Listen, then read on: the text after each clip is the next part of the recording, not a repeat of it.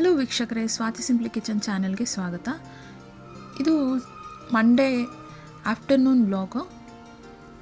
ನನ್ನ ಮಗಳಿಗೆ ಆಟ ಆಡೋದಕ್ಕೆ ಲಾನಿಗೆ ಕರ್ಕೊಂಡು ಹೋಗಿದ್ದೆ.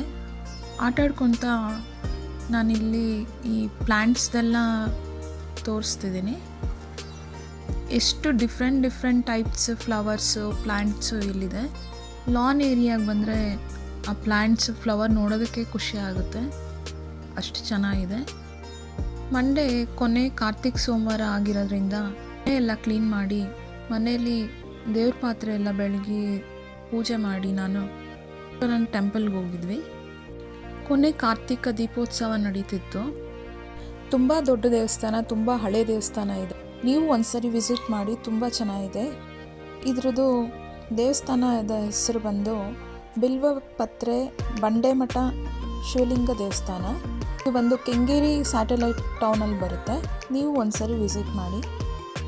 ದೇವ್ರ ದೀಪ ಹಚ್ಚಿದ ಮೇಲೆ ನೋಡೋಕ್ಕೆ ಒಂದು ಖುಷಿ ಆಗುತ್ತೆ, ಮನಸ್ಸಿಗೆ ತುಂಬ ಸಮಾಧಾನ ಆಗುತ್ತೆ. ನಾನು ಇವತ್ತು ಪ್ರಸಾದಕ್ಕೆ ಗೋಧಿ ನುಚ್ಚಿಂದು ಡ್ರೈ ಫ್ರೂಟ್ ಲಡ್ಡು ಮಾಡಿದ್ದೆ. ಇದು ಹೇಗೆ ಮಾಡೋದು ಅಂತ ತಿಳ್ಕೊಬೇಕಂದ್ರೆ ಕಾಮೆಂಟ್ ಬಾಕ್ಸಲ್ಲಿ ಲಿಂಕ್ ಅಂತ ಮಾಡಿದ್ರೆ ನಾನು ಶೇರ್ ಮಾಡ್ತೀನಿ.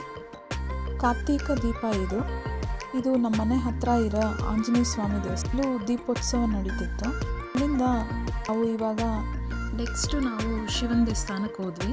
ದೇವಸ್ಥಾನದ ಹೆಸರು ಶ್ರೀ ಕ್ಷೇತ್ರ ಏಕದಳ ಬಿಲ್ವ ಬಂಡೆಮಠ ಅಂತ. ಬಂಡೆಮಠ ಶಿವನ ದೇವಸ್ಥಾನ ಅಂದರೆ ಎಲ್ಲರಿಗೂ ಗೊತ್ತಾಗುತ್ತೆ. ಹಿಂಗೆ ಹೋಗ್ಬೇಕಾದ್ರೆ ಪಂಚಮುಖಿ ಗಣೇಶ ಇದೆ.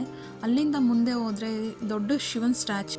ದೇವಸ್ಥಾನ ಎಂಟ್ರೆನ್ಸಲ್ಲೇ ಗಣೇಶನ್ ಸ್ಟ್ಯಾಚು ಇದೆ. ಮುಂದಕ್ಕೆ ಹೋಗ್ತಾ ಒಳಗೆ ಹೋದರೆ ಈ ಥರ ಪಂಚ ಲಿಂಗಗಳಿದೆ ಚಿಕ್ಕದಾಗಿ.